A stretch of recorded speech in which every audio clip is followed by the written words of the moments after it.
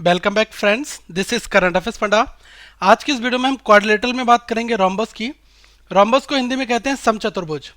इस वीडियो से पहले ऑलरेडी दोस्तों हम दो टॉपिक कर चुके हैं, जिसमें हमने ट्रेपेजियम समलंब चतुर्भुज की बात की थी। उसके बाद हमने पैरेललोग्राम आपको बताया, समांतर चतुर्भुज। आज हम बात करेंगे रोम्बस की, जिसको हम कहते हैं समचतुर्भुज। ओके, तो इसकी प्रॉपर्टीज और कहां से आपके क्वेश्चंस बन सकते हैं, वो सारी चीजें आज हम इस वीडियो में देखेंगे। तो जो लोग पहली बार ये वीडियो देख रहे हैं वो इस चैनल को सब्सक्राइब जरूर कर लें। और दोस्तों कंप्लीट कंसेप्ट है इस वीडियो में, प्रीवियस ईयर से क्वेश्चंस कैसे बनेंगे उसको हम जरूर रिलेट करेंगे। और बेल आइकॉन पर क्लिक कर लें ताकि हर एक नई वीडियो जो इस चैनल पर अपलोड हो वो आप तक आती रहे। और इस वीडियो को लाइक करें, कमेंट करके अपने डाउट जरूर पूछें, साथ में वीडियो को शेयर करना ना भूलें। दोस्तों इस वीडियो को तैयार किया है मिस्टर गौरव ने। आगे रोम्बस की प्रॉपर्टीज की हम बात करते हैं। रोम्बस होता है एक पैरेललोग्राम जिसमें सारी साइड्स जो हैं वो इक्वल होती हैं, उसको हम रोम्बस कहते हैं। देखो यहां पर ए बी है, इसको हमने ए लिया, तो जब all the sides are equal तो ये भी ए हो जाएगा, ये भी ए हो जाएगा और ये भी ए हो जाएगा। और जो इसके डायगोनल्स हैं वो इस ओ पॉइंट पर इंटरसेक्ट कर रहे हैं, ठीक है, बाइसेक्ट कर रहे हैं कहां पर, ओ पॉइंट पर। ओके, अब सबसे पहली प्रॉपर्टी की अगर मैं बात करूं, all the properties are same as a parallelogram. जितनी भी प्रॉपर्टी पैरेललोग्राम में थी वो सारी यहां पर एज इट इज यूज होंगी, लेकिन कुछ नई है, उनको भी आप नोट डाउन कर लें। A B B C C D D A, और ये सारी क्या हो जाती है, ए के बराबर हो जाती है पैरेललोग्राम में। ओके, थर्ड प्रॉपर्टी क्या कहती है कि diagonal bisects each other at 90 but they may or may not be equal. मतलब कहा जाए कि जो डायगोनल होंगे, ये डायगोनल आपका क्या है, बी डी डायगोनल है और ए सी डायगोनल है, ये दोनों इस ओ पॉइंट पर जो बाइसेक्ट करते हैं, तो यहाँ पर ये क्या है, 90 डिग्री का फॉर्मेशन यहाँ पर होता है, ठीक है, 90 डिग्री जो है ये फॉर्म जरूर होगा। लेकिन ए सी और बी डी इक्वल हो भी सकते हैं और इक्वल नहीं भी हो सकते, तो ये चीज़ आप और समझ लें। तो यहाँ पर अगर एंगल की बात की जाएगी तो एंगल ए ओ बी ये किसके बराबर होगा, एंगल बी ओ सी के, और ये बराबर होगा एंगल ए ओ डी के, और ये किसके बराबर होगा, एंगल सी ओ डी के, और सारे के सारे एंगल किसके बराबर होंगे, 90 डिग्री के। ओके, ये चीज़ आपको समझ में आ गई। दूसरी चीज़ मैंने अभी आपको बताया कि जो डायगोनल है वो इक्वल हो भी सकते हैं और नहीं भी हो सकते, मतलब कि D1 मे बी इक्वल और मे नॉट बी इक्वल, ठीक है। ये चीज़ जो है ये साइड में आप नोट डाउन कर लें। फोर्थ पॉइंट की दोस्तों बात की जाए, इसमें कहा गया है a parallelogram is a rhombus if its diagonal bisect at 90 degree. एक पैरेललोग्राम है वो रोम्बस कहलाएगा अगर जो उसके डायगोनल हैं वो बाइसेक्ट करे 90 डिग्री पर, तब, ठीक है। तो ये यहीं पर आप समझ लो कि ये कोई एक पैरेललोग्राम है, एज्यूम कर लो, और जो इसके डायगोनल हैं अगर वो एक दूसरे को बाइसेक्ट करते हैं 90 डिग्री पर, ठीक है, तो वो क्या कहलाएगा, रोम्बस कहलाएगा। ये भी एक फैक्ट है। ओके, अब हम रिलेशन की बात करते हैं कि साइड और डायगोनल में क्या रिलेशन होता है, जो अभी हमने पीछे भी सीखा था। तो देखो वहां पर रिलेशन क्या हमारा निकल कर आया था, इस वीडियो से पहले जो हमने आपको बताया था पैरेललोग्राम में, तो वहां पर आता था D1 square plus D2 square, ये किसके बराबर आता था, ट्वाइस ऑफ L1, ये क्या था, twice of L2 square, L square plus B square, इसको डायरेक्ट आप लिख लो, L square plus B square, इसके बराबर आता था। यहाँ पर जब सारी साइड इक्वल हैं तो रिलेशन आपका क्या निकल कर आएगा, D1 square plus D2 square, दोनों डायगोनल के स्क्वायर का समेशन किसके बराबर होगा। अब देखो यहाँ पर क्या है, L और B दोनों इक्वल है, हर जगह आपका ए सारी साइड इक्वल है ना, तो यहाँ पर हम क्या रखेंगे, ए स्क्वायर प्लस, और B की जगह पर भी आप ए स्क्वायर रख दोगे तो कितना आ जाएगा, 4a स्क्वायर, इसके बराबर में हो जाता है। अब एरिया की हम बात करते हैं कि एरिया क्या होता है। देखो एरिया दोस्तों हमारा होता है हाफ D1 इंटू D2, ये चीज़ आप डायरेक्टली नोट डाउन कर लें। अब आप पूछेंगे कि ये चीज़ आई कैसे, तो ये चीज़ मैं आपको बता रहा हूँ। ये कोई जो देखो प्रोडक्ट्स ऑफ डायगोनल का अगर हाफ कर दोगे तो एरिया निकल कर आ जाएगा रोम्बस का। ओके, अब ये आपके मन में क्वेश्चन आ रहा होगा कैसे, तो देखो यहाँ पर मैं किसी एक ट्रायंगल की बात करता हूँ, ए डी सी की। तो सबसे पहले मैं ट्रायंगल की बात करूँ, ए डी सी की, इस ट्रायंगल की। तो देखो ए डी सी में क्या है, ए सी जो है ये आपकी दिखाई दे रही है, और ओ डी क्या है, ये परपेंडिकुलर है। ओके, तो अगर मैं इससे एरिया निकालूंगा यहाँ पर तो क्या हो जाएगा, हाफ बेस इंटू हाइट, तो मतलब कि ए सी इंटू हाफ ए सी इंटू ओ डी, ये करूँगा मैं। इसी तरह से मैं अगर दूसरे की बात कर लूँ, ए बी सी की, ट्राइंगल ए बी सी की बात करूँ, तो ए बी सी में भी आप देख रहे होंगे कि ओ बी जो है परपेंडिकुलर है यहाँ पर, तो यहाँ पर अगर आप एरिया निकालोगे क्या आ जाएगा, हाफ बेस इंटू हाइट, तो ये क्या आ जाएगा, ये हो जाएगा आपका हाफ ये आपका ए सी इंटू ओ बी। अब आप क्या करो, इन दोनों को ऐड कर दो, ठीक है। तो अगर दोनों का आप ऐड करोगे क्या हो जाएगा, हाफ ए सी आपका कॉमन मिल जाएगा, और अल्टीमेटली क्या मिला, अंदर ओ डी मिला और ओ बी मिला, O D plus O B. अब देखो O D plus O B, ultimately इसकी जगह क्या लिख सकते हैं हम, बी डी लिख सकते हैं, मतलब कि ये आपका एक विकर्ण हो गया, एक डायगनल हो गया। तो इस डायगनल को आप D2 मान लो और इस वाले को आप D1 मान लो, एज्यूम कर लो। तो ये D2 के बराबर हो जाएगा ना, यहाँ से यहाँ तक का पोर्शन और फिर यहाँ से यहाँ तक का पोर्शन। तो इन दोनों का समेशन करोगे BD के बराबर हो जाएगा। BD क्या, डायगनल 2 है, तो यहाँ पर मैंने इसकी जगह पर डायगनल 2 रख दिया। अब देखो A से C तक क्या है, ये आपका डायगनल 1 है, तो A C की जगह डायगनल 1 रख दिया और half of D1 into D2। तो अल्टीमेटली आपकी इक्वेशन क्या बन गई, हाफ D1 इंटू D2।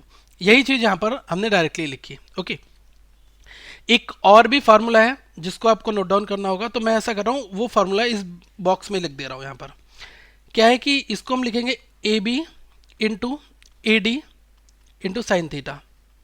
मतलब कि ए बी पता है आपको और ए डी पता है, और इसके बीच का एंगल जो है ये थीटा पता है।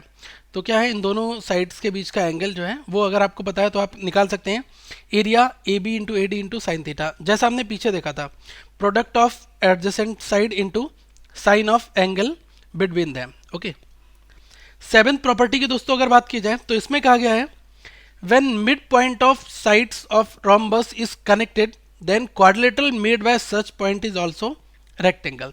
मैंने क्या किया कि एक rhombus के मिड पॉइंट, ये हमारा E है, F है और G है और H है, तो इसमें क्या किया, इनको आपस में कनेक्ट कर दिया। तो अगर आप सारे पॉइंट को मीट कर दोगे तो क्या बनेगा, अल्टीमेटली रेक्टेंगल बनता है। यही चीज़ आपसे पूछी जाएगी। तो यहाँ पर हमारा क्या हम कह सकते हैं, EFGH, ये आपका क्या है, ये आपका एक रेक्टेंगल है। ओके, 8 पॉइंट की हम यहाँ पर बात करते हैं। ये आप थोड़ा ध्यान से देखना है। इसमें इसमें कहा गया है कि डायगोनल जो है वो बाइसेक्ट करते हैं एंगल्स के लिए। ओके, तो AC की केवल मैं बात करूंगा, ये आपका AC है, तो यहाँ पर मैं क्या कहूँगा, AC जो है वो क्या है, बाइसेक्टर है किसका, एंगल A का और एंगल C का। अब देखो एंगल A को दो बराबर हिस्सों में ये डिस्ट्रीब्यूट कर रहा है, इसी तरह से C को भी दो बराबर पार्ट में डिवाइड कर रहा है। तो AC क्या है, ये आपका एक बाइसेक्टर है, एंगल बाइसेक्टर, और जो एंगल A और C को बराबर पार्ट में बाइसेक्ट कर रहा है। अब यहाँ पर एक चीज़ और ध्यान रखना कि डायगोनल क्या है, BD, इसी तरह से हम क्या कहेंगे, BD जो है वो भी क्या है, बाइसेक्टर है। तो देखो BD भी बाइसेक्टर हो जाएगा। BD जो है ये बाइसेक्टर किसका है, एंगल B का और एंगल D का। तो ये किसका हो जाएगा, angle B and angle D, इनका। ये चीज़ आप यहाँ पर नोट डाउन कर लें। 9th प्रॉपर्टी हमारी क्या कहती है, इसको भी देखो एक बार। इसमें कहा गया है कि एंगल, अगर मैं ट्राइंगल की बात करूं OAB की, ये हमारा O पॉइंट पर मीट करते हैं, OAB। तो देखो ट्राइंगल OAB, ये जो है क्या है, सर्वांगसम किसके हो जाएंगे बराबर, AO, ये हो जाएंगे OBC के बराबर। ठीक है, देखो AOB और आपका OBC और आपका OCD और इसी तरह से आपका OAD, ये सारे आपस में क्या हो जाएंगे, कॉन्ग्रेंट हो जाएंगे। ओके, तो ये OCD कॉन्ग्रेंट OAD, ये सारे ट्राइंगल हैं। ठीक है, ये चीज़ आप यहाँ पर नोट डाउन कर लें। तो अगर आपको यहाँ पर एरिया की टर्म्स में बात की जाए, so area of a triangle OAB, तो ये OAB किसी भी एक का मैं निकाल रहा हूँ, क्योंकि सारे क्या है आपस में, ये सारे कॉन्ग्रेंट हैं, तो किसी एक का एरिया निकाल दो तो वो क्या हो जाएगा। अब देखो रोम्बस का एरिया क्या होता था, 1/4 into area of a ABCD। ठीक है, तो यहाँ पर हम क्या कह सकते हैं, ये जो रोम्बस का एरिया है इसका हमें 1/4 करना है, तभी तो हम एक का निकालेंगे। और अगर रोम्बस के एरिया की बात की जाए तो क्या होता है, वो होता है हाफ D1 इंटू D2, और इसका 1/4 करना है, तो ये अल्टीमेटली क्या हो जाएगा, 1/8 इंटू D1 इंटू D2। ये जो है किसके जो है इक्वल हो जाएगा, area of a triangle OAB के। तो यहाँ पर हम कह सकते हैं ट्राइंगल OAB के एरिया के बराबर हो जाएगा। तो ये चीज़ आप यहाँ पर फैक्ट नोट डाउन कर लें। ओके, नेक्स्ट जो है 10th की बात की जाए, पैरामीटर की, तो रोम्बस का पैरामीटर क्या होता है, ये आपका साइड A है, ये भी A, ये भी A, ये भी A, हर तरफ A, तो ये हो जाएगा 4A। सारे A को आप ऐड कर दो, 1 2 3 4, तो ये 4A हो गया पैरामीटर। परिमाप जिसको हम हिंदी में कहते हैं। 11th पॉइंट की दोस्तों बात की जाए, इसमें कहा गया है कि साइड निकालना। देखो साइड की मैं यहाँ पर बात करता हूँ, ये इस O पॉइंट पर इंटरसेप्ट करते हैं, ये भी A, ये भी A, ये भी A और ये भी A, ये रोम्बस की यहाँ पर बात हो रही है।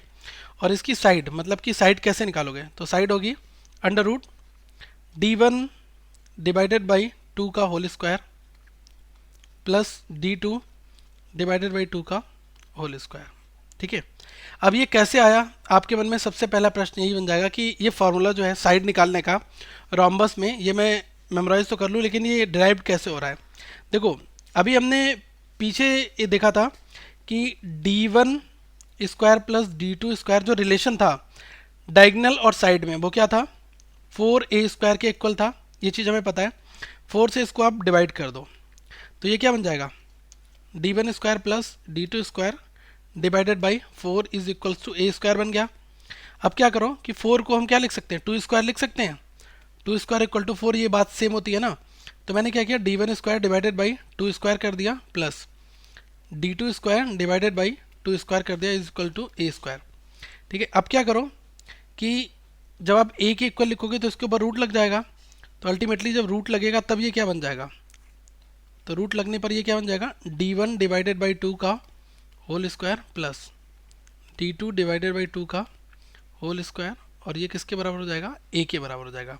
तो देखा अभी आपने, जो चीज़ हमने ऊपर लिखी है वही चीज़ यहाँ पर हमने आपको प्रूफ करके भी दिखाई। आई होप आपको ये कंसेप्ट भी दोस्तों समझ में आ गया होगा। 12 पॉइंट हमारा कहता है कि all angles are not equal, if equal then it will be a square.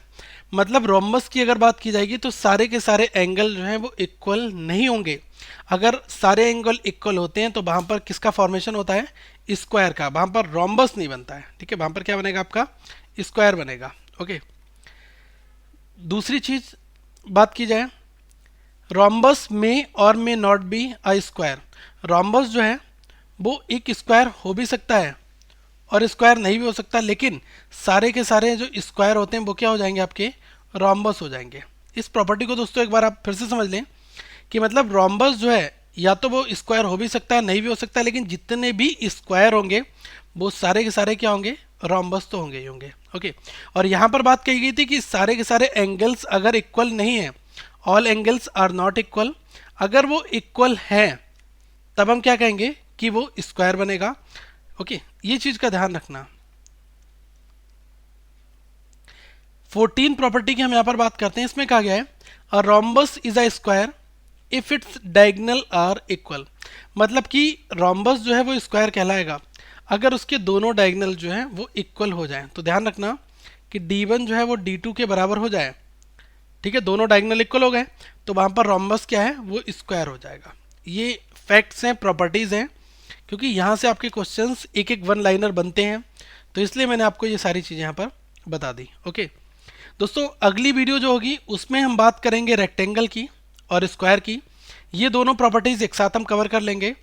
फिर उस वीडियो के बाद में दोस्तों एक जो है क्वेश्चंस की वीडियो बिल्कुल सेपरेट आएंगी, क्योंकि हम क्या करने वाले हैं कि जो CGL, CPO और CHSL के एग्जाम्स में जो भी क्वेश्चंस आए ज्योमेट्री के कहीं से भी, उन सारे क्वेश्चंस को कैटेगरी वाइज फॉर्मेट में ईयरली लेकर आएंगे आप तक और आपके एग्जाम्स के हिसाब से। ओके, फिर आप वहाँ पर क्वेश्चन सॉल्व करोगे तो आपको बिल्कुल प्रॉपर लुक एंड फील मिलेगा कि अब जो मैंने कंसेप्ट पढ़ा है इसका यूज़ कहाँ कहाँ हो रहा है। ठीक है, तो अगली वीडियो में हम रेक्टेंगल और स्क्वायर की बात करेंगे। तो आप अदर पार्ट जो है ज्योमेट्री के वो आप यहाँ पर देख सकते हैं, क्लिक करके, लोगों पर क्लिक करके चैनल को सब्सक्राइब जरूर कर लें, और यहाँ पर जो अदर चीज़ें हैं वो आप जरूर देख लें दोस्तों, और वीडियो को लाइक करें, चैनल को सब्सक्राइब करना ना भूलें, और ज़्यादा से ज़्यादा लोगों को इस चैनल के बारे में बताएं ताकि वो लोग भी बेनिफिट ले सकें, और वीडियो को शेयर करें। Thank you friends, have a good day.